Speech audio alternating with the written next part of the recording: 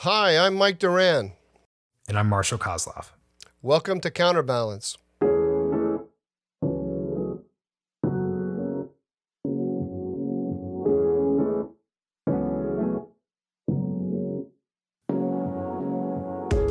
Mike, this is an episode that I feel has been on our minds for a long time. When we first started talking about putting together Counterbalance, we were interested in the idea that institutions, whether they're the media, the policy world, government, had fundamental problems that made them unable to address a lot of the challenges that people were focused on. So this conversation with Alana Newhouse really resonated with me, and I'm glad you brought it up. So why were you interested in speaking with Alana around this topic? Oh, for exactly that reason, because I think you and I both feel like everything is broken. I just feel like so many institutions that I engage with, so many conversations that I have with people are not real anymore. I feel like people don't actually even say what they really think. We're kind of just scripted in so many ways. And so when she wrote that, it really resonated with me, and I thought that needs to be a kind of theme of what we're doing here. And the key thing is we've included Alana, who is the editor-in-chief of Tablet Magazine's piece, Everything's Broken, in the show notes, so be sure to check it out after the episode. But a key question for you, Mike, and I was wondering this in the lead up to the episode, what does this idea of brokenness, what does this idea of really constrained conversation have to do with the broader foreign policy angle that we're focused on? You know, I think I quoted in here in one of our previous episodes with Mike Gallagher, Jake Sullivan, the National Security Advisor, who said domestic politics is foreign policy and foreign policy is domestic politics.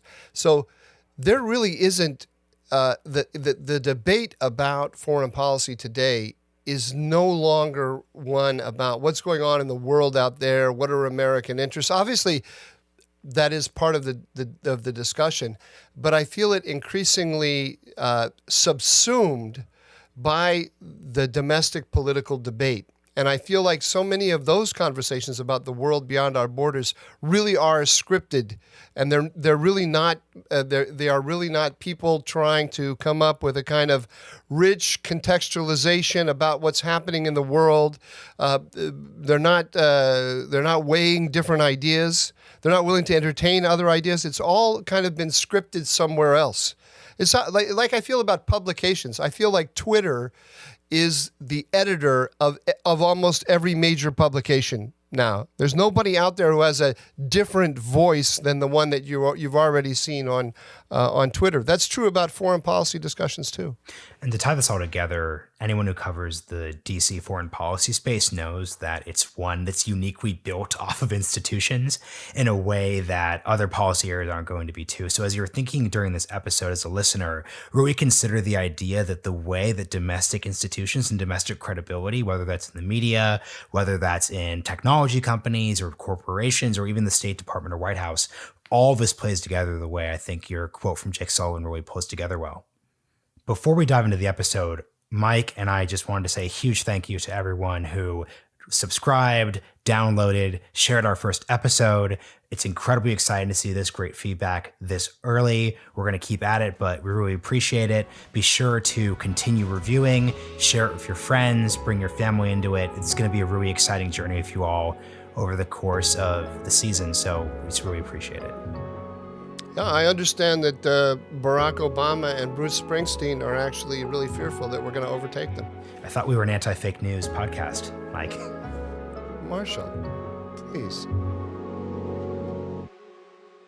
Alana Newhouse, welcome to Counterbalance. Thanks so much for having me. Yeah, it's really great to have you here. You wrote this amazing article, Everything is Broken. You know, the minute I saw it, I wanted to have you on because when Marshall and I were talking about some of the ideas behind our podcast, one of the things that Marshall said was that everything is broken, that this is a theme. He has another podcast that he does with Sagar and Jetty. And he said that one of the themes that came out in their podcast is that everything is broken. And that's something that everyone feels and that we need to talk about. And that's before your article came out. So when your article came out, I thought, wow, that is exactly the kind of thing that we want to talk about. So let me pass it over to Marshall for a second. He'll tell you a little bit about some of the other ideas that we have about what we're trying to achieve here. Yeah, so the name of the show is Counterbalance, and we're trying to counterbalance in the discourse especially, and this is once again something your episode, not, this is something that your article really spoke to, which is the idea that you have these seemingly rotting, festering institutions, whether they're in the media, academia, public policy world, that all have a very specific perspective. And if you can't find ways to either counteract or lean against those narratives, the country, foreign policy, all these different issues are going to come really to the fore. So even though your article was more focused on the domestic side of American politics, culture, society, we still think the underlying framework applies to any of a podcast. So I think this is just a great place to get started. Everyone probably has their own iteration of this, but why did you feel the urge, the need to write that everything felt broken in January of 2021? I think a part of it comes from a personal understanding of journalism, which is the field I'm ostensibly in, to the extent that as a field it exists anymore.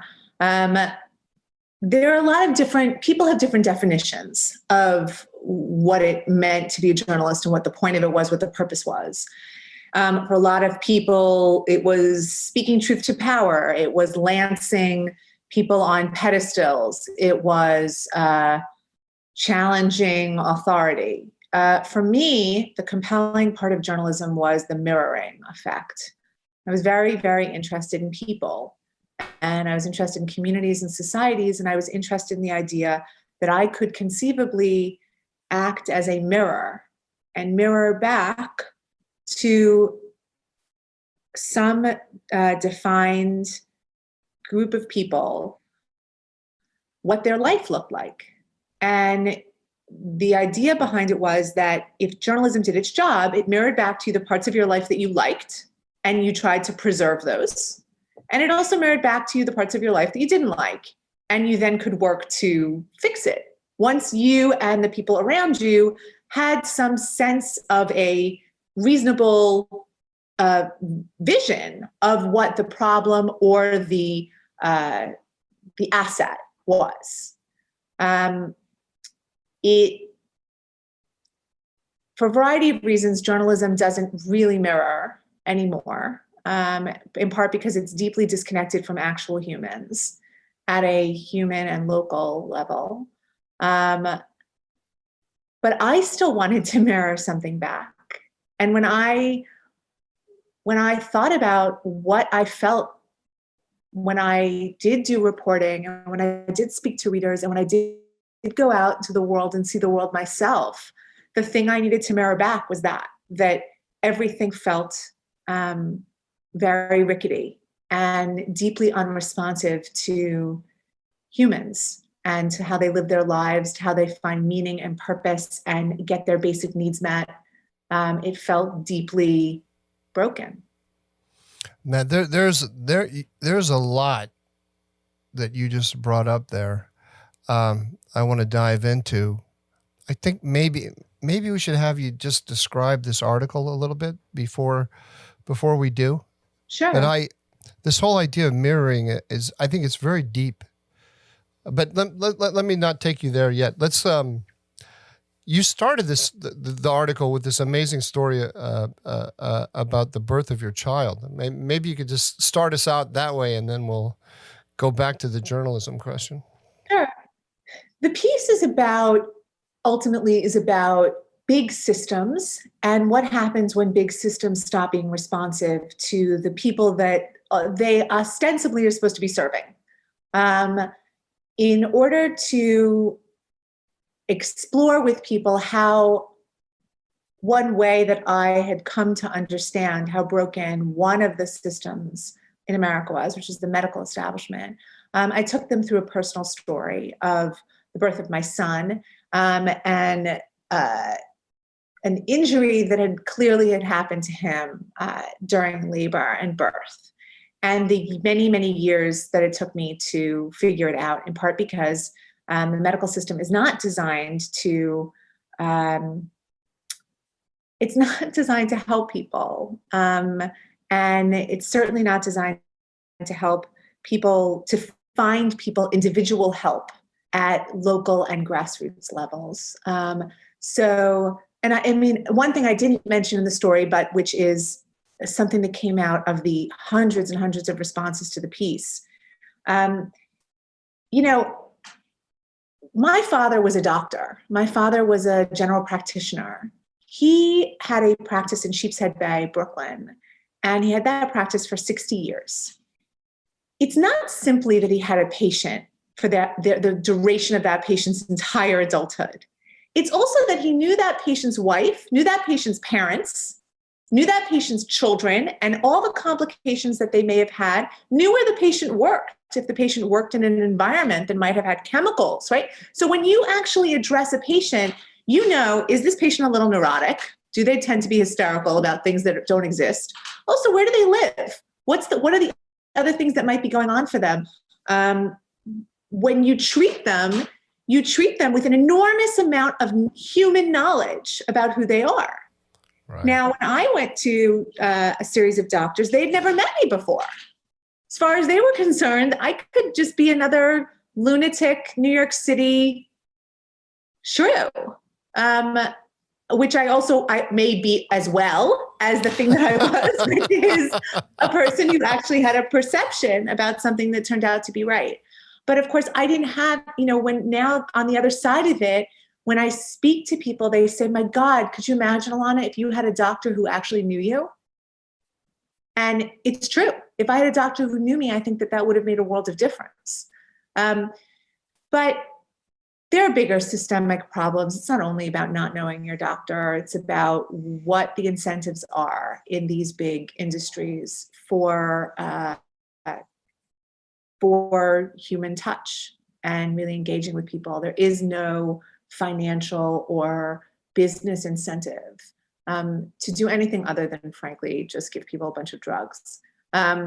So what I tried to use this personal anecdote to then get into what happened. The medical system's it's not an exception. It's an example of systems that have grown. And again, the medical system is such a great example because in so many ways, the medical system has become so sophisticated. Think about how quickly we got 3 vaccines out in a pandemic year.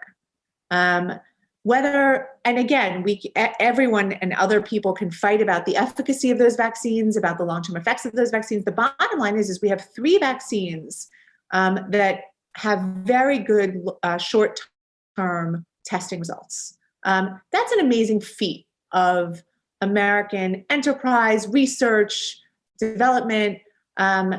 It's just that it has gone along with the devolution of real care of humans at a individual and communal level. Does that help anything? Does that get us to where we want to get?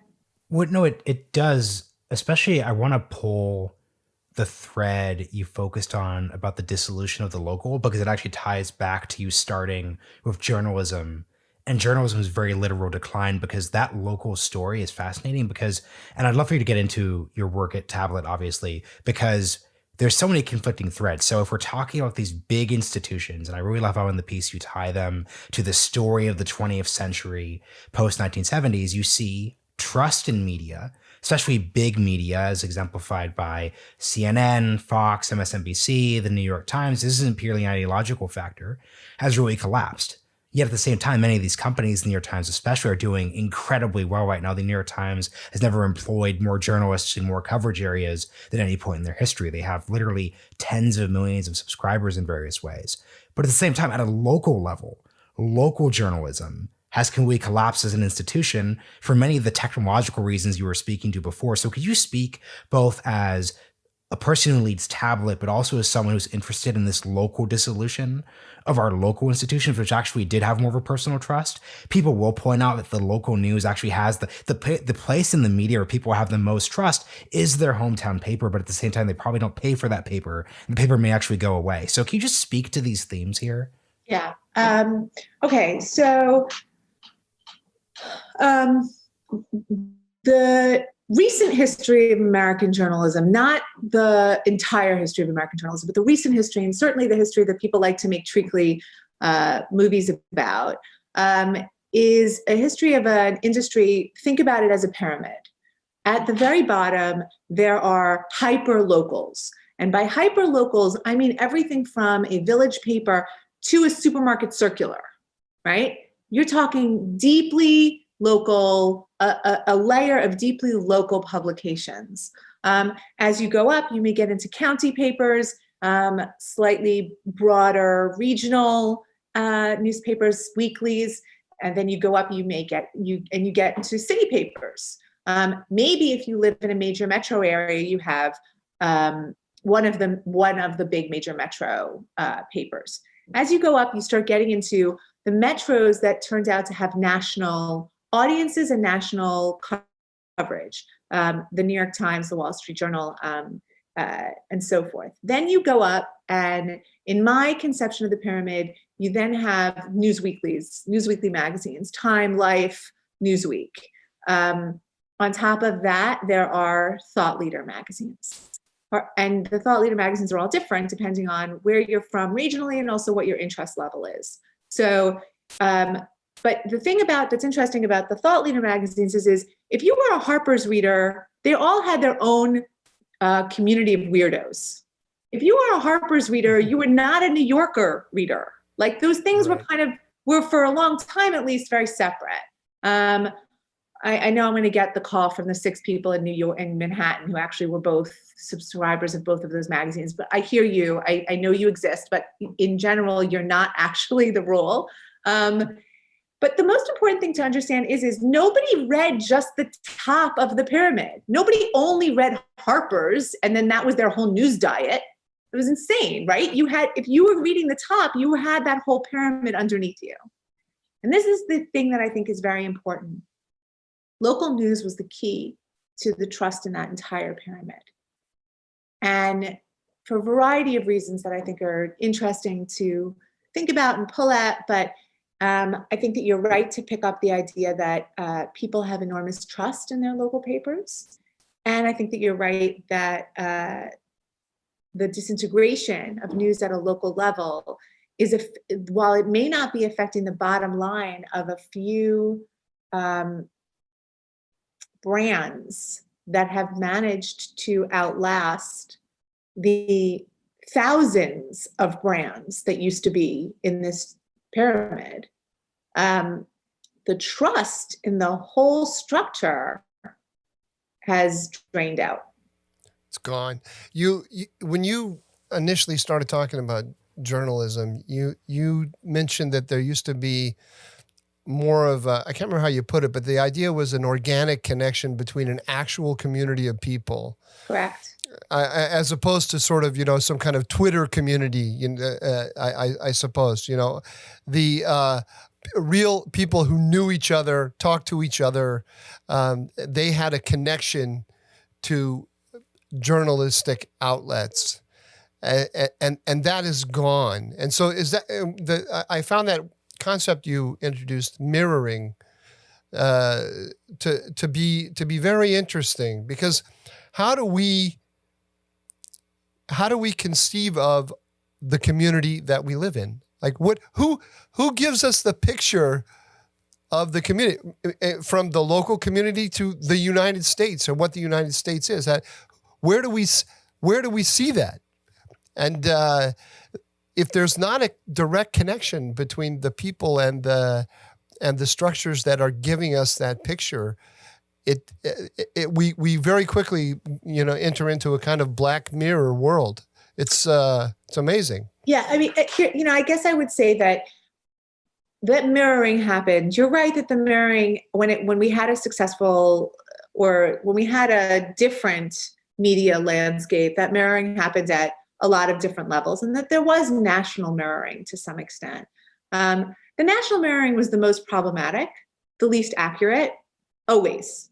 The most about people's preferred narratives of things, which were useful and interesting. I mean, I have a narrative of myself and my life that someday I may figure out is not true, and then I may change my life. Like it's not an evil, although sometimes I think that it was that national narratives portrayed falsehoods. But the more important thing is that the national narratives were, in some senses, the least powerful, the least operative, and the least interesting. Now, people only want to talk about national. They only want to talk about mirroring some national identity, which is where the whole thing falls apart, because there is no such thing. Like I don't know, I can't explain it, but it's like, who cares what happens at a national level? And also, don't you understand that if you pretend that there's some two-dimensional picture of this country, which is an enormous country, both in landmass and number of people, you are inevitably flattening the most interesting parts of the country, which are the things that make us very, very different. And the thing that makes our narratives different, the thing that makes our senses of the future different. All of those things used to be highlighted, not suppressed and dimmed out. And the way that it got highlighted was by having that regional, local, bright lights. And you had the lights come up throughout the country at a local level, and those lights competed with each other, and they sang together, and they influenced each other, or they fought little wars, and some of them won. And that is what made America, I think, what made the American national story ultimately progressive in the definition of the term, like the basic definition of the term progressive. It moved because it was moved by locals constantly fighting. Once you decide that you're going to instead kind of cover us all over with some big blanket, and whoever controls the blanket today gets to control the sense of national purpose, and then it can flip. The next week, somebody else could control, like literally 4 years, these 4 years, one person controls the blanket. The next 4 years, somebody else controls the blanket. You've completely taken out the volition and the sense of engagement on the part of actual humans. And it's just a blanket. It's like, it's so boring. It's not really, there's no energy in it. There's no engagement. There's no sense that you could determine your fate. Like, it's just, you've leached everyone of all reason to wake up in the morning and say anything or believe anything or do anything or build anything. Aspire to anything different. Determined. Yeah. I want to speak to something you wrote in the article, in that I think I'll just read the line specifically. You spoke of how old institutions were capable of promoting an intellectual and cultural life. These were universities, newspapers, magazines, think tanks, Hollywood studios, etc., that could actually make something coherent out of the chaos of a big and unwieldy country, such as the US. So I would love to, in a semi-two-parter, get to what you think caused those institutions to cease to be able to fulfill that purpose, but then speak to not quite a contradiction in what you're saying, but how was it possible, even during the 60s, before the 1970 period you refer, to cohere anything? That's what's just so difficult, because you're describing this country that's so difficult to cohere together, but it was somehow able to be done before. So how do you just conceive of all this? So the important thing to say is that the piece doesn't posit, nor do I believe, that there was a moment of perfection in terms of how we understood ourselves, the country, in terms of who had freedom and protection legally. That is absolutely not the case. And in part, the country, in ways that we all are aware of, and in many ways that we may be even blind to, there were suppressions of lots of different voices throughout American history, which range from problematic to sinful. What I have consistently said, though, is that America is a country of expanding freedom. We have kept expanding the universe of freedom from our inception as a country until now. And that is something to be very proud of. We should keep expanding those freedoms and understand that the goal is to give more people the opportunity for ambition and success and value that waves of Americans had, and the opportunity to build societies and families and lives, right? So it's important for me that I not be seen as harking back to some perfect moment Right. that then we lost and now we can't get back. It's also really important that I not be seen as making a plea for everybody throwing out their phones and not using email anymore and picking up their carrier pigeon. I'm not actually doing that. What I am saying is that there was a way to negotiate between competing identities, competing value systems, competing institutions, that because they were all rooted in some sense of connectedness to each other, orchestrated a symphony. Different people did their part, different regions did their part, different institutions did their part, but they saw themselves as acting together. That feels missing for me right now. And I guess the only way to answer your question, your other question, is because of technology. But anyway, I can get to that. I'll tell you what I found so powerful about the essay. What made it fresh and different is that you touched on a lot of things that people are aware of. You know, that journalism is broken. You also took it for a little while in a political direction, and you said, you know, that progressivism, there's this flatness, and that progressivism has been able to slot right in there, particularly in the journalistic sphere. And progressivism is thriving in this current environment. But you didn't give a political answer, and that's what I really liked. You took the larger analysis and remedy in a different direction, because I myself have been groping. I feel that something has really been lost. And I don't feel that any of the obvious ideological or political answers are going to be sufficient to get back what has been lost.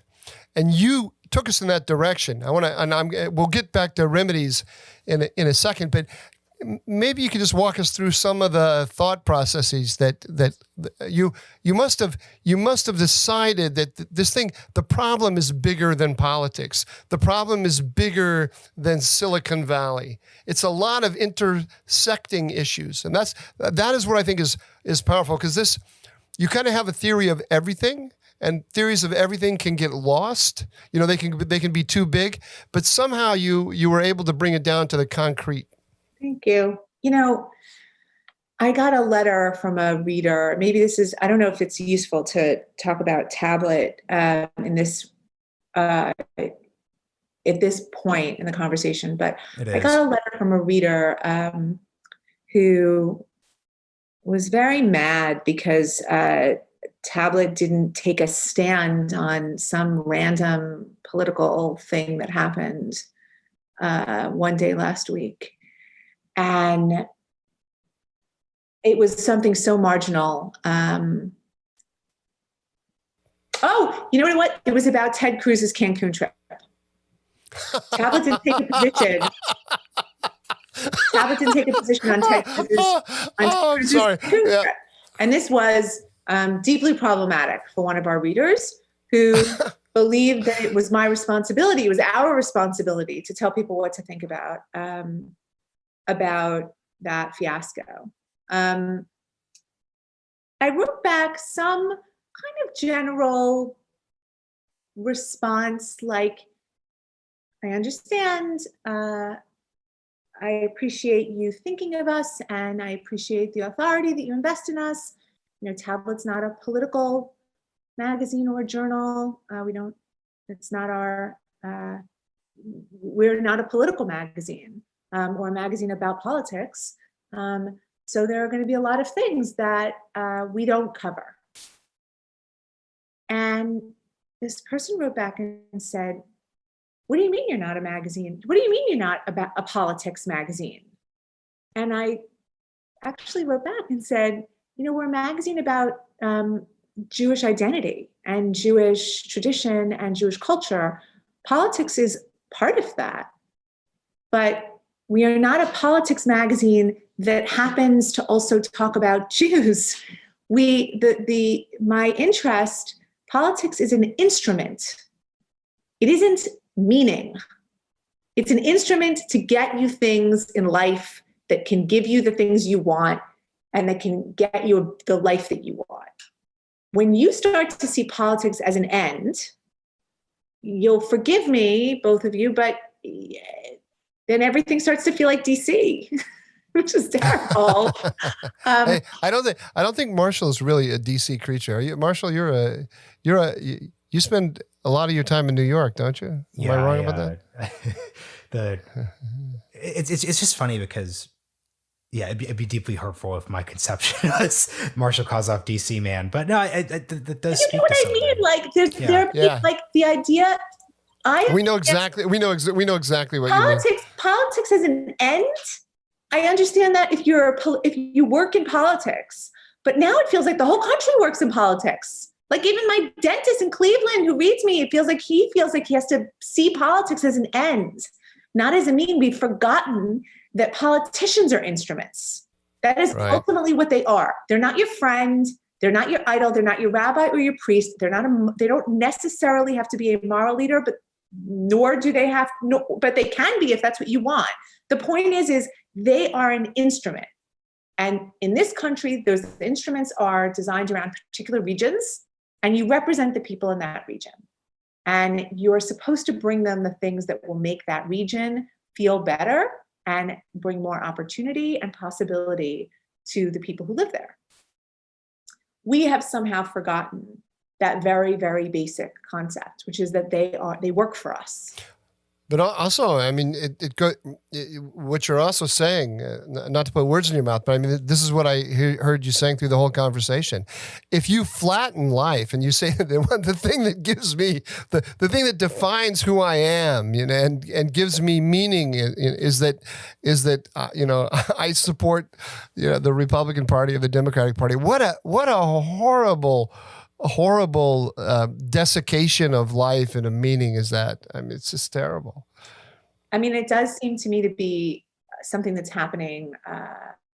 We always had a class of people for whom politics was an end.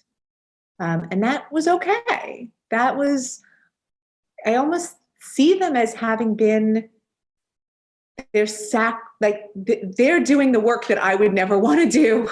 Right? They took on this idea of politics as an end, and they had to focus on politics all day so that the rest of us didn't have to.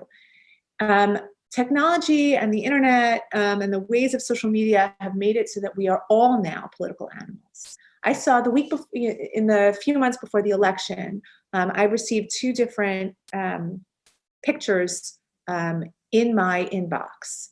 And this relates to Jewish life. One was a video of some rabbis reading in the style that there's a certain kind of cantillation that you use when you read Torah in synagogue, and they were reading from the synagogue. They were reading Ruth Bader Ginsburg's decision in Torah cancellation.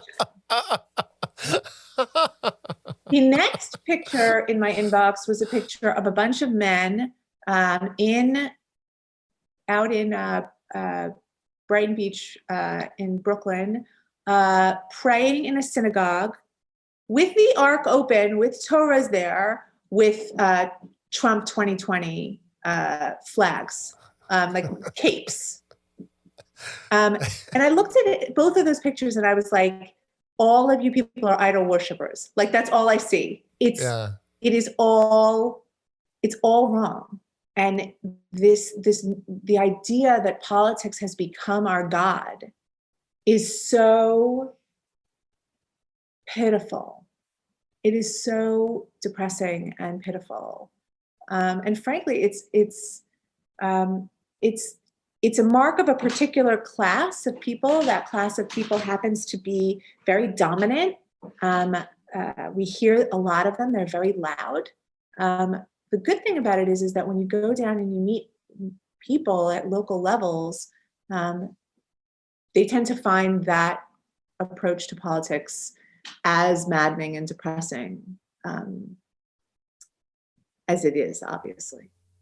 Speaking of maddening and depressing, I do feel the need to get one foreign policy specific question in there, because you actually have this really, frankly, depressing sort of metaphor / picture of the U.S. as this, what is it? It's a boat. There's 330 million people on the boat, and there's also an additional 4 million miles of land that's encapsulated here, and the boat's just full of holes. And listening to the conversation up until now, it's very clear what those holes are. As you think of the rest of the world, how do you see how the U.S. fits into that picture? Are there a bunch of other ships that are also full of holes? Are there people who've managed to find dry land? How do you think about the international picture there? Because that should gird how depressed we are about this. If it turns out that everyone has a variety of problems that they can't solve, if it turns out everyone has weakening institutions, at least that suggests that we are not exceptional in this state of brokenness. But I'm just curious how you think about it. It's a great question. And in some senses, I think that I'm casting around to learn more about the world, to see what state everyone else's ship is in. And I think that there are ships in very different states, in part for the very obvious reason that there are ships of different ages. So Nigeria is a very different looking ship than England. Like they are different historically, different at different states of building, and at different states of embracing of technology. So the short answer is that what I would say is the great thing about your question is I think that even asking the question will make you less depressed. Mm-hmm. It's made me less depressed because I've been because it's a great way of looking around the world and seeing how other countries are approaching challenges. And there are some global challenges. Technology is a global change. The tech revolution is something that affects, at this point, every continent. It affects countries in different ways. But it's interesting global challenge. Then there are individual, local, regional, countrywide challenges, and every country is doing things differently. What I will say is that, and in some senses, you guys are the better people to talk to about what happens to a chessboard when the knight becomes a pawn. What happens when pieces change their strength and value. I think we're still watching it happen. I think it's happened at other times in American history. So I don't have kind of a sense that we are simply weakening ourselves into obsolescence. I don't feel that way about America. That said, would it be useful to the world if we actually figured out our shit? Probably. Like it would. We're a very, very large, very, very powerful country with an enormous hold on global culture and sensibility. And it is waning, but it is still certainly influential. And I think that the reason why we've been influential is because of that identity as the holder of this notion of expanding freedom. And I think that humans just want more freedom. And so the country that seems like it has the potion is going to be powerful. But it doesn't have to be. Other things can replace it. Let me ask you a little bit about Tablet. Because you, as the editor, you have to deal with all these questions that we've been talking about with respect to journalism in a very practical way. Now, I write for Tablet. I'm not Jewish. You said it's a Jewish magazine, but increasingly it treats a lot of issues that are not specifically Jewish. Does that relate to what we're talking about? Because I can see that as a Jewish magazine, it does create that organic connection between a specific community of people who actually know each other and are concerned about their fate. But then it's more and more I see a wider range of issues there than just Jewish issues. Yeah. How did that happen, and how does that relate to what we're talking about? So what I would say is that running Tablet over this decade was very useful and very, very formative for me, because I managed, even though I was running an internet magazine, I managed to have a community that I was at least trying to mirror. A lot of other magazines or websites, as Mike was alluding to before, have these imaginary faceless audiences, some of whom you may meet on Twitter, but you don't actually even know who any of those people are. You don't know who you're mirroring back, right? Maybe I can tell you something about their demographics, but you don't really know who they are as people. You've never met them. You've never sat next to them at a bar. Like your sense of your fully textured 3D sense of who they are is not the same. Tablet, because I was actually connected to a specific kind of reader, who's an American Jewish reader that found themselves affiliated with American Jewish institutions, by which I don't necessarily mean the ones that you think of. You could be a member of a group of kids who are really interested in Jewish tradition and the environment.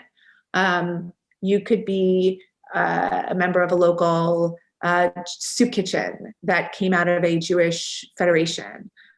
Because we all went to go speak at these institutions, and because these were the readers who we kept connected to, the mirroring was, I think, frankly, easier for us. And the mirroring makes you better as a journalist, because you can't just throw something out there and pretend that it mirrored a cohort correctly, because our cohort actually would respond and tell us, like, we have no idea who you're talking about. That doesn't ring true. Which keeps you just comprehensively at least more able to commit to honesty, or commit to the idea of needing to mirror somebody properly. Then the Jewish community is quite complicated in America. Most Jewish communities see themselves as including people that they see of as Jewish adjacent. And that ended up being very true for Tablet on the internet too. So we have a lot of readers who are not Jewish. They're not, in any given month, actually now, a quarter of a third of our readers are not Jewish. And that initially started out as kind of, when we would do demographic studies of our readers, they were mostly the non-Jewish relatives of Jews, people who are married to Jews, people whose child married a Jew. Now it's like people who have no connection at all to Jewish life practically, but who feel kindred with our sense of, with what we think is useful to wake up every day and think about. And in that respect, I've almost come to see tablet as Shabbat table, meaning this is a dinner rooted in my community, in my tradition. But like a lot of the Shabbat dinners that I grew up with, plenty of people around the table are not Jewish, and plenty of the topics are not about Jewish life. We're sitting and we're talking about the news of the week. Is the excuse for us to sit around together some part of Jewish culture, Jewish life, Jewish history? Is the atmosphere, are the markers and the rooting and the meaning given to me, the hostess, by my tradition? Yes. Does that close off any doors? No, it should only open them. It seems to me you moved into a space that used to exist in American journalism. Let's say like the New Republic of yore. The New Republic, when I first learned about the New Republic when I was in college, started reading it, I think it was a Jewish magazine, but it was like a Jewish magazine of the kind that you're describing. Almost everybody in it, everybody running it, was Jewish. There were a few non-Jews, but it didn't announce itself as Jewish, and that was true of a lot of our publishing life, I assume. I don't really know the history of our publishing life, but all of those things have died. They've all died, and you've kind of absorbed that place in the culture. Those readers. Is that a conscious effort, or did that just sort of happen? I think it just sort of happened. Magazines, I think, develop in some senses very naturally and organically around the, and in response to the times around them. But I will say that in a funny way, a reader once said to me something that I thought was so funny. He said, the New Republic in the 90s billed itself as a general interest magazine, but in its heart, we all knew it was a Jewish magazine. It was almost like it had general interest costuming. And Tablet is the inverse. It has this Jewish costuming, but we all know that you're a magazine for everyone. And I thought that was I thought it was really insightful. I've been playing with that ever since that reader mentioned that to me. That's funny. I hesitate as a think tank denizen to turn this to solutions, because that's in of itself sort of what we're ostensibly supposed to do, but also would suggest that I missed the entire point of the conversation. But I'm going to do it anyways, because that's what I am paid to do, and I'm going to do that. So can you grasp at solutions? Can you grasp maybe a better way of thinking about isn't that I'm going to ask you to write a policy book or describe this or that. And we're to say that frameworks, maybe a solution, quote unquote, is people putting on a different approach, putting on a different pair of glasses. How would you just think of that conception as we finish this out? First of all, I'm not anti-solution. So I do want to say that I appreciate a conversation that has some practical orientation to it. I think you just put your finger on it, which is that I think orienting toward local, orienting toward actual real people that that aren't avatars, but actually who are three-dimensional humans, you're sure of it. Orienting toward that at every level, meaning at the level of conferences that you run, policies that you design, potentially grassroots activism that you engage in, that orientation toward local and real strikes me as like the directional that I would take everything in. So yeah, go ahead. Let me ask you a follow-up on this, though, because this is our second episode. Mike and I are new to this.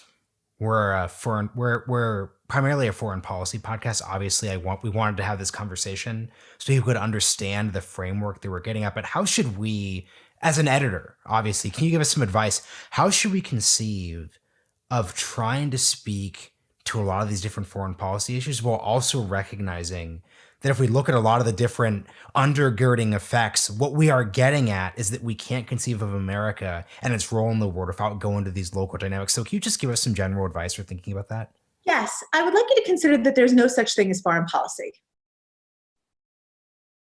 I want you to consider the idea that actually people at a local level are experiencing the consequences of American policy, whether you sitting in your tank and thinking, as Mike likes to put it, whether you have decided to slap that policy with a foreign label or with a domestic label. The bottom line is at this point, there's no difference. And we can, I mean, this is a subject for a whole other podcast, but I want to encourage you to think about all of the ways in which all kinds of policy intersect in one human's life. In one farmer's life in upstate New York, what happens in the middle of China is incredibly, immediately, directly responsible for what happens to his life in the coming year. Is that domestic policy or foreign policy? My whole point is I don't care what you call it. I want you to start from him. Start from how it's going to affect his life. And I'm not trying to be a Pollyanna about this and pretend that I don't understand how global politics and power and influence works. I'm simply saying that we've lost all prioritization. And we imagine that foreign policy is something that happens far away. I think if we root it back in Americans and in the lives of the citizens of the country that politicians and policymakers are responsible for, you may see a lot open up, like in what you can even conceive of and the solutions that you can even think of if you start down low with the rest of us. It's incredibly helpful. I thought it was a great piece. I was a little depressed at the end though, because I can't imagine how we get out of this without where it left me. I don't know if this was your intention, but it left me thinking that the answer to this is religious, actually. There has Mike, to be. I want to tell you something. Can I tell you something? One of my favorite things is that there's a study done that compared Holocaust survivors, a group of Holocaust survivors who had committed suicide after surviving the Holocaust, and a group of Holocaust survivors who actually went on not only to lead full and happy lives, but in many cases to be very successful, sometimes financially, sometimes in their field. And what the researcher determined was that the difference between those two groups of people were in how they understood their life story. Was the Holocaust the end, or was it the beginning? And it was actually the story, was the book that they were writing about their lives a book about renewal and overcoming, or was it a tragedy? If it was a tragedy, then they needed to finish the book and end it.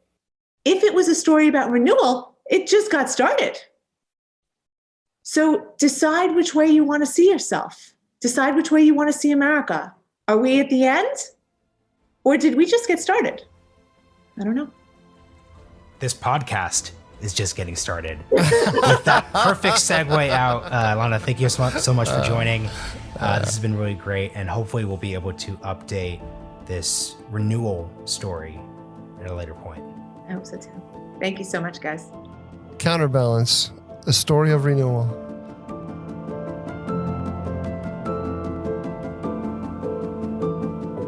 Hope you all enjoyed the episode. We'll be back at you next Wednesday. As per usual, huge thank you to the Hudson Institute for supporting our work. Huge thank you to everyone who rated and subscribed so far. Please continue to share. We're excited to keep giving you guys really great conversations on foreign policy and America's role in the world. See you next week.